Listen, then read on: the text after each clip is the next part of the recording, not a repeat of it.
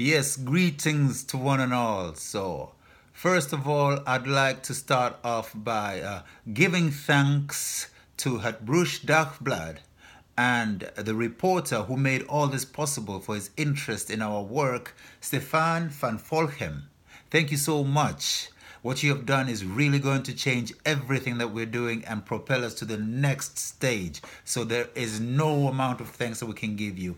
And then I shall give thanks to Ronnie afterwards, but first I've got to make not an appointment, an announcement to all the people who've read the article and have come to the page to let you know that the real time for the Reggae Dollar campaign is going to be from the 1st to the 6th February, because right now there's so many things that we are putting in order to get the best campaign possible.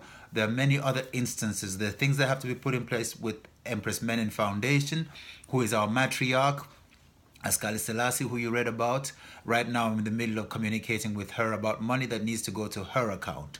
Because what happened is that so many things were not really being moved on because nobody believed that was really going to go anywhere. But now with this article and your interest, we all of a sudden have to move fast forward a lot, and that is a lot of work for me to do right now. So we need time to get our campaign to the fullest possible level and to look at any misinformation we may have had in the past. Also, there's some legalities that we have to make sure are in place, okay, because we don't want to be tricking people in any form, any manner. We're very serious about this, and we really depend on you believing in us. So thank you so much. So that means that the real official campaign is going to be from the 1st to the 6th February.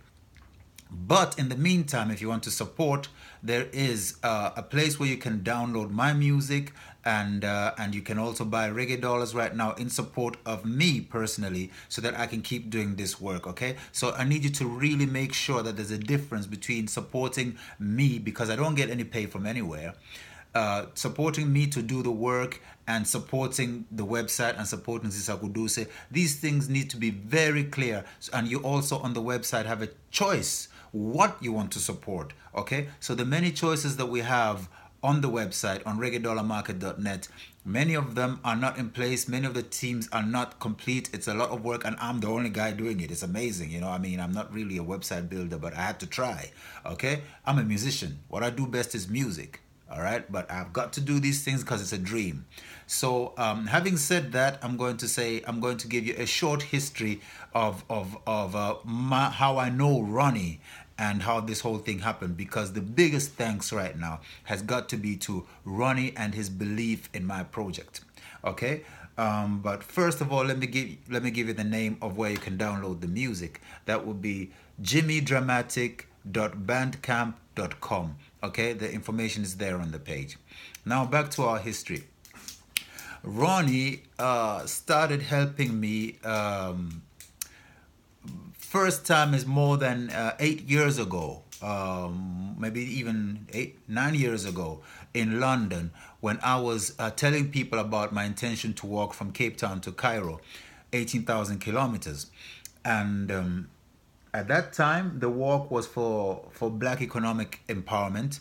It has now changed to water rights, because while I was trying to make it, my views had to change to be non-racial and non-discriminatory in any way, and I had to look out for everybody's rights. Like when Bob Marley says, get up, stand up for your rights, it's a universal message. So we had to find the universal message for everybody, and the best thing that I could do was water.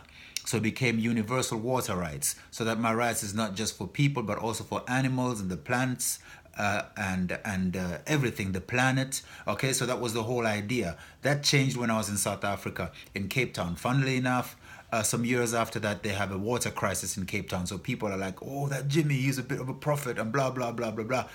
Same old story. It happens all the time. Anyway, what I'm trying to say here is that Ronnie was one of many people in the hostel in Kensal Green who heard my music and who supported me, and the hostel helped me as well. So let's big up for KGB. It's called Kensal Green Backpackers. That time it was called Millennium Backpackers. Okay, and there's been many backpackers along the way. And at a different hostel in Denmark many years later, while I was also doing one of my campaigns, on the 4th of November 2017, we had a show but it did not work out. So we had some money problems. And then Ronnie contacted me. After he got on Facebook, he was able to remember me from Kensal Green, and then he's been contacting me, supporting me. Even when I was in South Africa walking, I walked 1,000 kilometers. While I was walking, Ronnie would always be sending, he'd be liking some things that I write and always sending some messages of encouragement. Okay, so I was thinking, Ronnie, I did not really remember him clearly because there were many people who were supporting me at that time, and I was like, okay, Ronnie, and I check his friends and I say, okay, he's from Kensal Green Backpackers, but he was constantly there and constantly talking about reggae music, and I thought, okay, this is a brother. So on the 4th of November, we had a project which did not work out properly financially, and I was in trouble financially, and Ronnie offered to send some money to help me out so that I could pay some of the musicians that we had problems with, and that was cool. Then I had to fly to America. Now you're wondering how I flew to America when I didn't make money. That is the thing that is always confusing a lot of people. That is because my wife has her money in order. She's got normal job and whatever, blah, blah, blah, blah. So she plans for our life and says, oh, we're going to have a holiday, and then we're going to go on a cruise, and then we're going to go blah, blah, blah. And I am always trying to make my thing. So I can't involve her things in my things, and we have separate economies. So I'm living a double life, okay?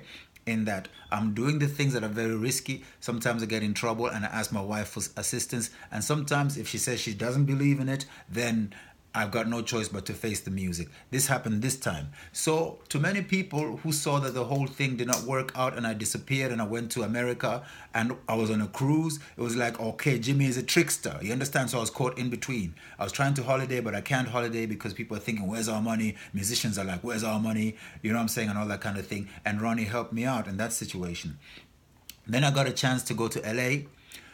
Again, it was my wife. She doesn't like it when I say this, but I've got to say it because it's the truth, okay? She helped me out to go to LA and perform with the great Fully Fullwood, who was playing in Peter Tosh's band. You see, people now are troubling me when they're not supposed to. Peter Tosh's band, and that's my hero. See, so I got a chance to play on the 21st of January in LA, and that was great. And again, in that situation, I was supposed to fly back to Charlotte, but I didn't want to fly back to Charlotte because the tension was too much. The money problem, the band problem, or whatever. So things were tension between me and my wife. It wasn't too nice. So, and it was snowing here in Charlotte. So I thought, no. Once I saw Venice Beach, I was like, yes. All right, and I thought to myself, okay, I have my guitar, I have my amplifier, I can start mixing with people and maybe make a little money for myself and all of that, you know, and get myself, you know. And Ronnie was there again and saying, look, I can see you having some problems, can I send you? And he sent X amount of money, which was good for me. I could build my big spliff and really get things going in California, and it's really beautiful. I want to return there. And so that continued. And then there was another incident when I got back to Denmark. Then I think me and Ronnie started talking deeper about our music and our plans. And he started telling me how much he believes in what I'm doing. And I thought to myself, maybe Ronnie is really a serious friend. And so he suggested to do a show in Brughes. And that would be the 17th of March, would happen to be my mother's birthday. And I thought to myself, oh, that's a sign. So let's go, because it's about women's empowerment and Cool Mom Records and all of that. So I said, okay, let me go there. And he put me together with a band called Fosilio, and we planned the show and everything. And I got there, and I tell you, people, Ronnie sometimes just lives in his dream and believing that people are going to support. And I told him, Ronnie, it's not like that. You know, this is a tough game, you know. And of course, people did not show up. That was at, where was that show? That was at Entre Nous, I believe. Entre Nous is in Langstraat, I believe. And it was a disaster, okay? So everybody got together and said, look, we can do better. So we planned for something else for the 6th of October. We said, okay, let's get a song out on the radio. Let's get the people to know, and let's plan for this and blah, blah, blah, blah, blah. Things did not work out, but it was all in Ronnie's hands. And then I said to Ronnie, okay, bro, how's it going with that show? And he says, yeah, 200 people on Facebook say they're going to come and blah, blah, blah, blah. So I'm thinking, okay, cool. That's in Ronnie's hands. He knows what he's talking about. He learned from the first mistake. And, people did not come. Even the people who said they're going to come, they didn't come. And we were in trouble again. Okay, so now this time it was very depressing, and we were just sitting around in Bruges. I'm thinking what to do, and we just went home, and we're just sitting for maybe 1 week, just sitting, being depressed, watching TV, you know. And then we're watching a science fiction show about the universe, and then there came this whole thing about the different planets and stars and everything, and there was a particular thing that called the neutron star, and it you know the explanation of the neutron star, what it does, that you don't want to be near it because the gravity is so strong it can pull off everything, all of you, whatever is on you, and blah blah, and make you disappear. And I was thinking, oh, a neutron star, it'd be cool to meet a neutron star and have all these fucking troubles and all of me just like disappear and start again, and then that's when melody came in my head, and I was thinking, neutron star. And I said, Ronny, I pick up my guitar and I start saying, Ronny, get an E. And he jumped on the keyboard and we got neutron star. We started writing a song, and then the energy came back. We started writing songs, and the plans for the festival started picking up again. So we had thousands of ideas, plans, looking at everything that we have. You can look on the website, you can see so many papers that we have about it all. But we worked and I built the website and everything until the time came for me to fly back to the States again and sit in this kitchen. And I guess it worked because Ronny just kept on going. And the next thing he told me that, a reporter from sorry guys, I forget the newspaper again, het Brugsh Dagblad. A reporter is interested in, writing about us. But I jumped. Before that, there was the festivals. There was Reggae Hill. Ascali Selassie got in touch with me and saying, do you know anybody in Belgium? I said, do I know anybody in Belgium? Okay, so I put her in touch with Ronny, and Ronny went with her to Reggae Hill.